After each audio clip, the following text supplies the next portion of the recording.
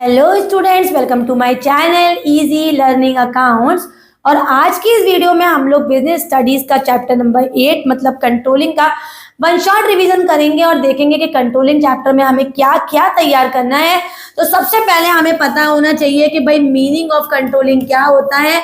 तो कंट्रोलिंग होता है it is a process of comparison of today's performance या फिर actual performance with the desired performance, या फिर इसको बोल सकते हैं स्टैंडर्ड। आपने क्या सोचा था कि काम कैसा करेंगे और काम कैसा हो रहा है, इसे आपस में कंट्रोल करना, कंपेयर करना, इसे कहते हैं कंट्रोलिंग। तो कंट्रोलिंग की अगर डेफिनेशन याद करें तो controlling is a process of comparison of actual performance with the standard या विद द डिजायर्ड परफॉर्मेंस। तो जैसे ही आपकी कंट्रोलिंग की डेफिनेशन रेडी हो जाएगी, नेक्स्ट टॉपिक आपको रेडी करना है नेचर ऑफ कंट्रोलिंग। अब नेचर ऑफ कंट्रोलिंग बोलो या फिर फीचर्स ऑफ कंट्रोलिंग, एक ही बात होगी। पहला आंसर होगा इसका ऑल परवेसिव कंट्रोलिंग हम हर जगह यूज करते हैं। It is a continuous process, एक चीज की कंट्रोलिंग खत्म होते ही हम किसी दूसरी चीज की कंट्रोलिंग स्टार्ट कर देते हैं। और तीसरा backward as well as forward looking, ये बैकवर्ड और फॉरवर्ड दोनों साइड लुक आफ्टर होता है। कैसे होता है ये अभी हम आगे बताएंगे। एक टॉपिक आएगा जो इस वाले कॉन्सेप्ट को पूरा क्लियर करेगा। गोल ओरिएंटेड कोई भी इंसान ऐसा नहीं है जो किसी को कंट्रोल कर रहा है और उस काम के पीछे कोई गोल ना हो। कंट्रोलिंग केवल उस सोसाइटी में ही हो रही है, नहीं बेटा, वो हर जगह होती है। तो it's all pervasive, it's goal oriented, it's continuous process, it's backward as well as forward looking, it's the last function of management. तो ये इसके फंक्शंस हो गए, नेचर हो गया या फीचर्स भी बोल सकते हैं। नेक्स्ट है बच्चों हमारा इंपॉर्टेंस ऑफ कंट्रोलिंग। तो कंट्रोलिंग को अगर हम इंपॉर्टेंस बोले तो कहीं ना कहीं एम्प्लॉय इससे मोटिवेट होते हैं, ऑर्गेनाइजेशन ग्रो करता है, मैनेजमेंट बहुत ही एफिशिएंट होता है और यू ऑप्टिममली हम रिसोर्सेज को प्रॉपर्ली यूटिलाइज करते हैं। और कंट्रोलिंग हो रही है तो ये इंश्योर करता है ऑर्डर एंड डिसिप्लिन। तो 3 पॉइंट्स तो आप गौर कर रहे होंगे, लगातार फंक्शंस में मैं यही इंपॉर्टेंस बता रही हूँ। कौन कौन से? Expansion and growth, optimum utilisation of resources, development of personal या फिर मोटिवेट्स द एम्प्लॉय, और साथ में यहां आप ऐड कर देना ensures discipline and orderly work या फिर order and discipline। Next point है बच्चों जो हमें तैयार करना चाहिए इसके जस्ट बाद, और वो है हमारा डेविएशन। कि डेविएशन क्या होता है? तो जब कंट्रोलिंग होता है comparison of today's performance with the desired, और डेविएशन होता है डिफरेंस बिटवीन, तो difference between the actual performance and the standard. तो अगर एक्चुअल परफॉर्मेंस अच्छी है और स्टैंडर्ड मतलब जो हमने डिजायर किया था वो कम है, तो ये हो गया हमारा पॉजिटिव डेविएशन। तो difference between today's performance with the desired is known as deviation. It is of 2 types, number 1 positive deviation, number 2 negative deviation। तो when the actual performance is better than the desired, it is positive deviation, and when the actual performance is worse than your bad, not better than the desired, it is negative deviation। तो यहां पर हमारा deviation वाला portion भी finish हो गया। Next है बच्चों हमारा relation between planning and controlling. तो प्लानिंग और कंट्रोलिंग में क्या रिलेशन है? तो पहला है planning is forward looking where as controlling is backward looking. नहीं, both planning and controlling are backward as well as forward looking. कैसे? प्लानिंग फ्यूचरिस्टिक क्यों है? क्योंकि बेटा हम पहले से प्री प्लान करते हैं कोई भी चीज का। और बैकवर्ड लुकिंग क्यों है बच्चों? क्योंकि जब भी कोई प्लान करते हैं ना तो प्रीवियस पास्ट डेटा हम जरूर देख लेते हैं कि भाई नई प्लानिंग कर रहे हैं तो पास्ट में इस चीज को लेकर क्या प्रोज एंड कॉन्स थे, इनको देख लो। इसलिए ये backward as well as forward looking है। कंट्रोलिंग बैकवर्ड लुकिंग है क्योंकि हम पास्ट की चीजों को कंट्रोल करते हैं, और ये फॉरवर्ड लुकिंग इसलिए है क्योंकि बेटा अगर आज की कंट्रोलिंग है तो better planning for the next year. तो इसलिए दोनों ही हमारे forward as well as backward looking है। दूसरा इसका रिलेशन है हमारा both are interrelated and interdependent to each other. Interrelated and interdependent to each other.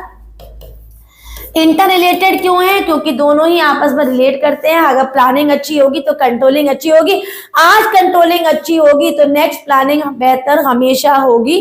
और इंटर रिलेटेड क्यों है, इंटर डिपेंडेंट, तो इसीलिए because today's better planning is a good controlling and the controlling is done in a better way then the next plan will be definitely better. So both are interrelated and interdependent. Next है बच्चों हमारा planning and controlling are, दो concept बस ये important है। एक और है जो हमें मुझे बहुत अच्छा लगता है, वो है प्लानिंग इज प्रेस्क्रिप्टिव। जैसे डॉक्टर हमें प्रेस्क्रिप्शन देता है तो हम उसको फॉलो करते हैं, तो ऐसे प्लान जब हम बनाते हैं तो उसी प्लान के अकॉर्डिंग वर्क करते हैं, तो planning is prescriptive. Where as controlling is evaluative. Controlling में हम इवैल्यूएट करते हैं, हमारे किस चीज को इवैल्यूएट करते हैं, हमारे पास चीजों को जो हो गई है उसको देखते हैं कि सही हुई है या नहीं है। तो जैसे आपकी कॉपी होंगी, आपके पेपर हो जाएंगे, वो चेक होंगे, तो उसे इवैल्यूएशन कहते हैं। और जब आप डॉक्टर पे जाते हो और प्रेस्क्रिप्शन लिखवाते हो उसे प्रेस्क्रिप्टिव कहते हैं। तो प्लानिंग प्रेस्क्रिप्टिव है और कंट्रोलिंग इवैल्यूएटिव है। तो तीन रिलेशन याद करके जाओ, ये प्रेस्क्रिप्टिव वाला और इवैल्यूएटिव वाला, इंटर रिलेटेड, इंटरडिपेंडेंट, और planning and controlling both are forward as well as backward looking. Last topic है इस चैप्टर का, वो है हमारा कंट्रोलिंग का प्रोसेस। तो कंट्रोलिंग का प्रोसेस क्या होता है, सबसे पहले हम देखते हैं कि हमारा वर्क कैसा चल रहा है। इसको कहते हैं सेटिंग अप द टारगेट। सबसे पहले हम टारगेट तो सेट कर लें, yes, setting up the target. तो हम टारगेट सेट करते हैं कि हमें क्या वर्क अचीव करना है, या सेटिंग अप द स्टैंडर्ड, मतलब डिजायर्ड क्या है हमारा। जब वो हमारा जो टारगेट है वो सेट हो जाता है, हमारा डिजायर सेट हो जाते हैं, उसके बाद बच्चों हम क्या करते हैं, हम मेजर करते हैं परफॉर्मेंस, कि आज जब हमने डिजायर रिजल्ट कर लिया, अब मेजर तो कर ले कि काम हो कैसा रहा है। फिर आज के काम को डिजायर से कंपेयर करते हैं। तो ये मान लो फर्स्ट पॉइंट सेकंड पॉइंट से कंपेयर हो रहा है, तो comparison of to actual performance with standard. तो सेकंड पॉइंट को हम फर्स्ट पॉइंट से हम लोग क्या करते हैं, कंपेयर करते हैं कि क्या काम अच्छे से हो रहा है। और जब कंपैरिजन हो जाता है फिर उसके बाद हम देखते हैं कि भाई किस जगह पर प्रॉब्लम आ रही है। तो एनालाइजिंग द डेविएशन, मतलब प्रॉब्लम किस जगह पर आ रही है, तो एनालाइजिंग डेविएशन। और एनालाइजिंग डेविएशन के बाद जब हमें मालूम पड़ जाता है कि प्रॉब्लम यहाँ आ रही है, तो taking corrective action.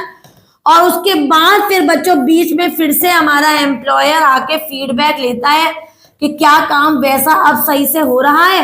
Analysing deviation के दो पॉइंट सेपरेट याद कर लीजिए, CPC and management by exception. तो सीपीसी कहता है control the key areas, critical point control, के हमें की एरियाज को ज्यादा कंट्रोल करना चाहिए। सभी एरियाज को कंट्रोल करेंगे तो की एरियाज पर ध्यान नहीं दे पाएंगे।